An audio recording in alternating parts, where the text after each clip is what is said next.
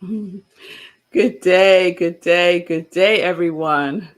Welcome to Living Life in Joy. I am Rev Melissa.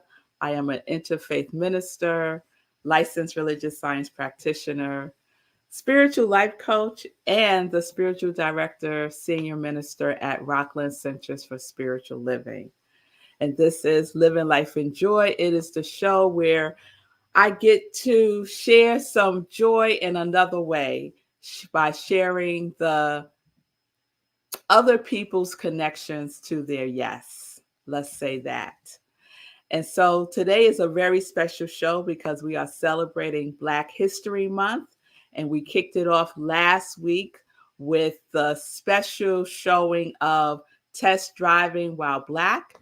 And our special guest was my producer, my soul brother, Sekou Wright. So if you missed last Sunday's Living Life in Joy, you want to check out the replay and check out Test Driving While Black. It is Sekou's short documentary about a situation that he and his friend Rush experienced while test driving a car.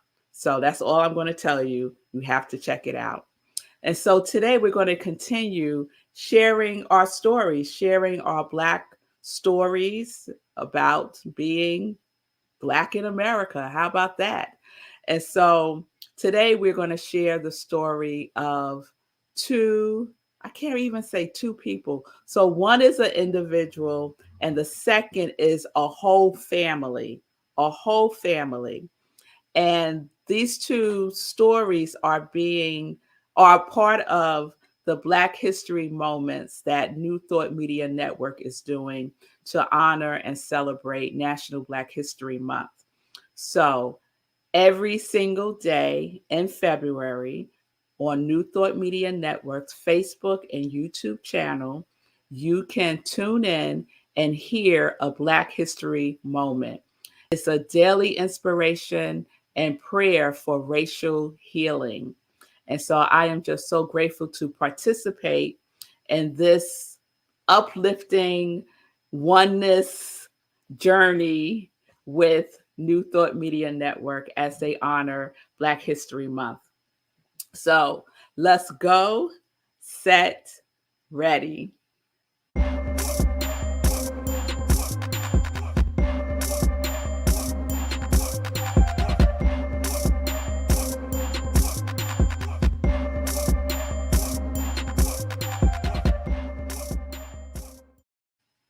Okay, so the first person that I am so excited to introduce or maybe reintroduce to folks, because I had no idea about this man and his fabulousness in the world.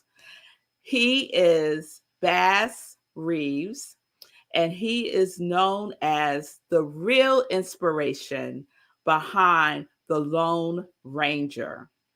So, do you know the Lone Rangers? I grew up watching the Lone Ranger.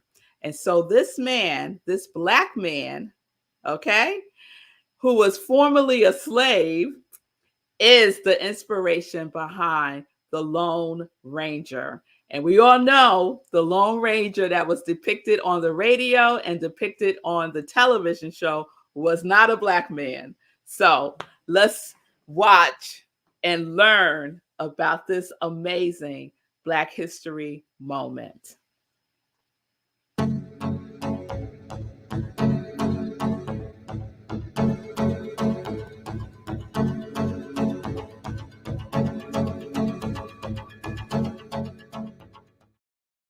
Good day. I am Rev Melissa, Spiritual Director at Rockland Centers for Spiritual Living.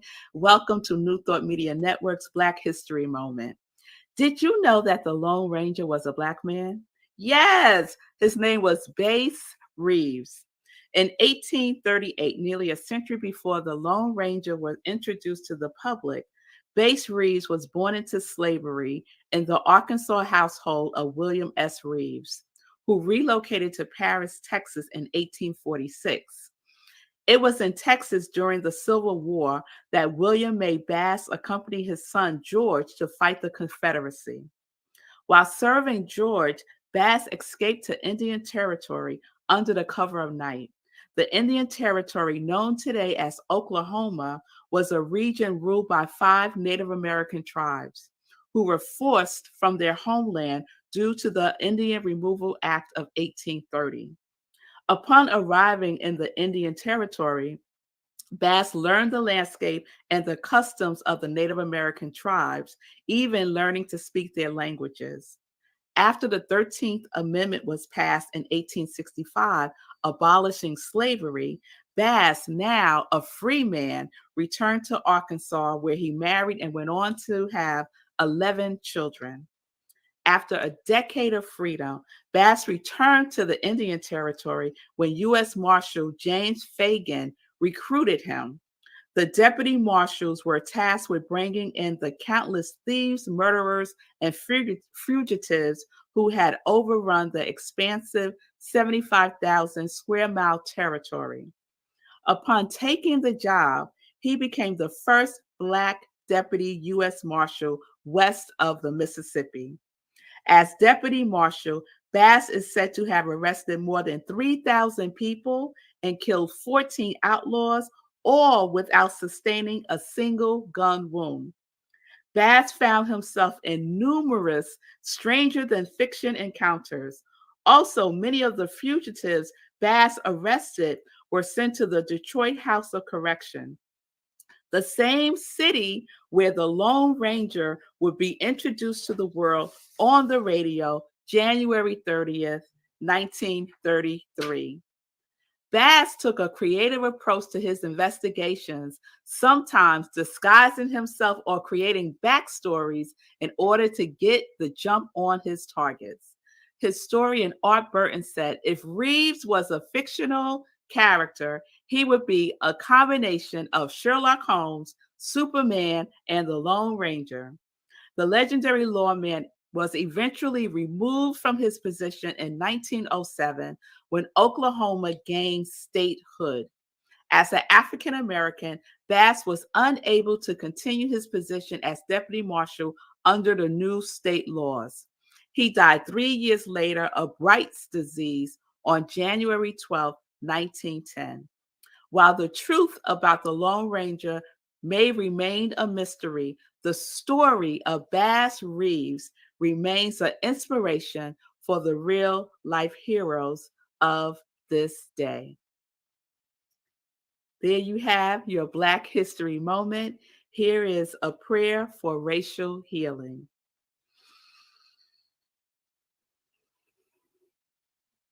Today's treatment to end racism. As so we know and rely on the love God has for us all. God is love. Whoever lives in love lives in God, and God in them. The highest name for God is love. I put my attention on all that all-embracing love now, and I am lifted in love. With the love of God firmly established in my mind, heart, and actions, I speak this word of power now.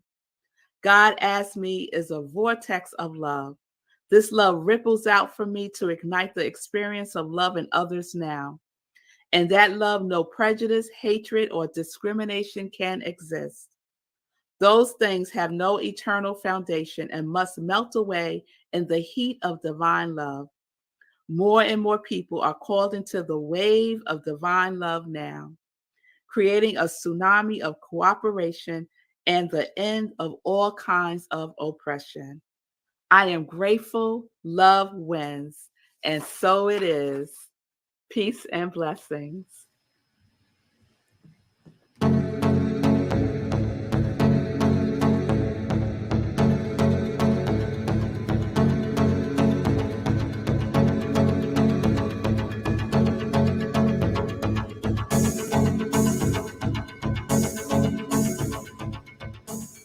So I do want to acknowledge that. All of the prayers for racial healing were created by CSL Seattle.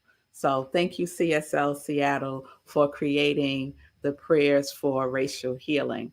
So I mentioned in that piece that there are all these stories about Bass Reeves, and I couldn't share any because I only had a limited amount of time. So I want to share one of them now. So he was known for his creativity, and he would make up these like backstories in order to capture whoever, he was after. And so here's one of the stories. Bass walked nearly 30 miles dressed as a beggar on the run from authorities. When he arrived at the home of his target, two brothers, their mother invited Bass in and suggested that he stay the night. Bass accepted her offer, and the sons were in handcuffs before sunrise.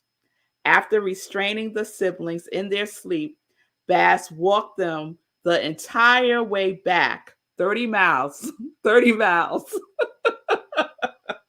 It was two of them and one of him. He walked them 30 miles back to his camp. So he was not playing. And he was so serious about his role that he even arrested his own son. His own son had committed a crime, a heinous crime. His son killed his wife. And the judge and the marshal wanted to assign the case to another deputy marshal. And Bass said, oh no, I will arrest my son. And he probably had a lot of reasons for wanting to do that, besides, uplifting the law the way that he did. And so he went and arrested his own son.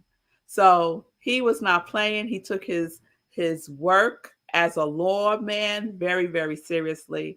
And he's embedded as a hero in American history. So there you have Bass Reeves, the Lone Ranger. So the second Black history moment that I would like to share is about a whole family.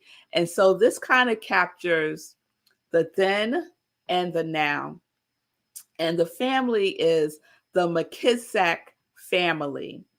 And I know my producer loves this because they started everything in Tennessee, right? In Nashville, Tennessee. And it tells the story of the I guess he's like the great great great great great grandfather, maybe Moses the third, whose grandfather, his own grandfather, was born into slavery and learned. Oh, I'm telling the whole Black history moment. Let me just play it. How about that? So this is the story of the McKissack family.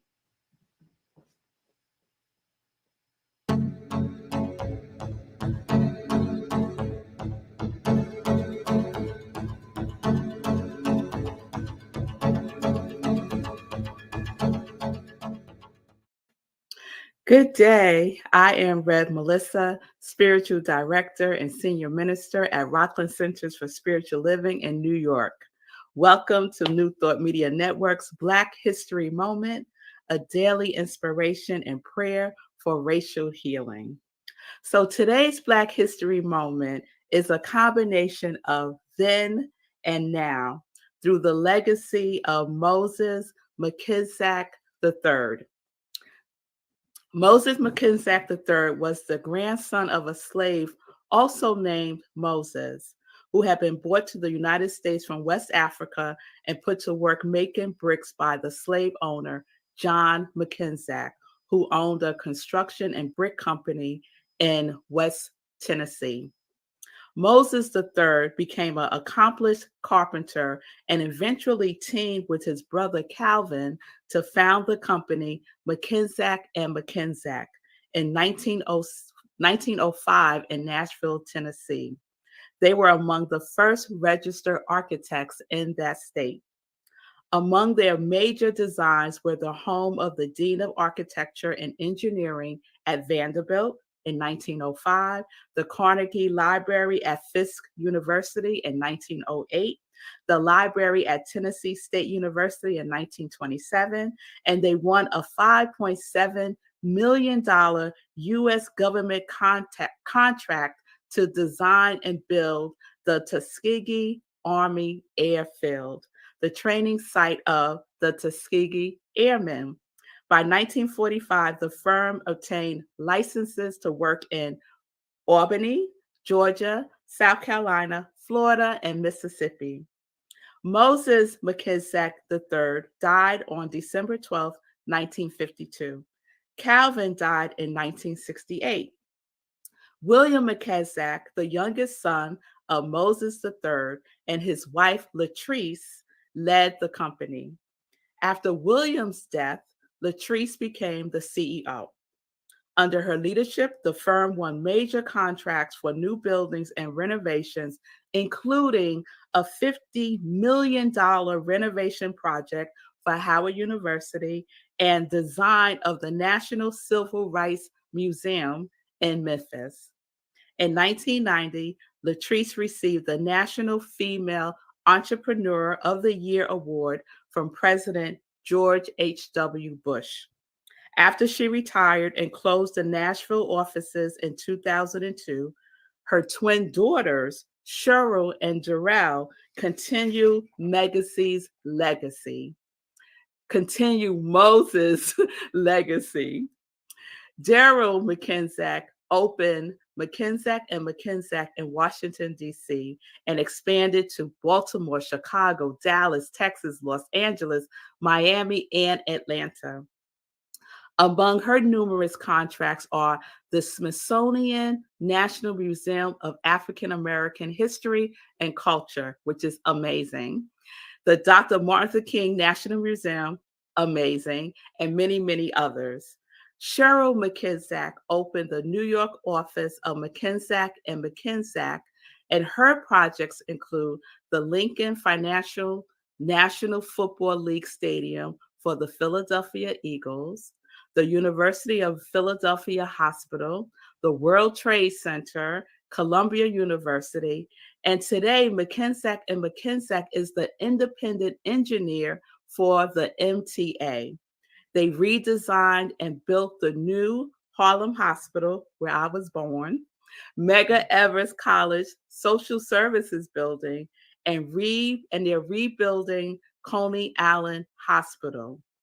Cheryl McKissick also designed the new reimagined LaGuardia Airport, and they are the program managers for JFK's Airport $6 billion project, the largest airport project in the country. I just have to say, LaGuardia Airport is the bomb. Cheryl said that she is humble and proud to be a part of the footprint of New York City as a Black female-owned business and to continue the Moses McKissick legacy.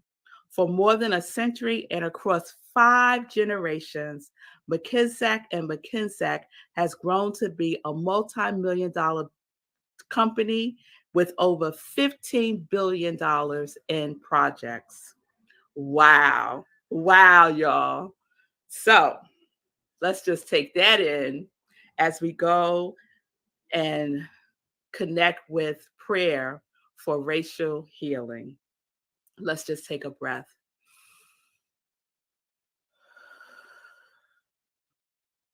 I sing my prayer of joy. There is one life. This life is God. This life is whole. This life is complete, and this life is perfect. This life is my life now. Every living being is a thought and creation in the mind of God. We are one. We are each created beautifully, perfectly, and uniquely divine, exactly as we are. I delight in the divinity that is you. Joy fills my heart as I acknowledge, witness, and celebrate the millions of magnificent faces of God in this world we are blessed to live in. I hold the vision of our community, neighborhoods, cities, countries, and the whole world living in equality, harmony, love, and peace. I claim and know the joy of being alive and free for all beings. With gratitude, joy fills my entire soul and lights up the world. We are one and divine. Joy to us all. Ashe, and so it is.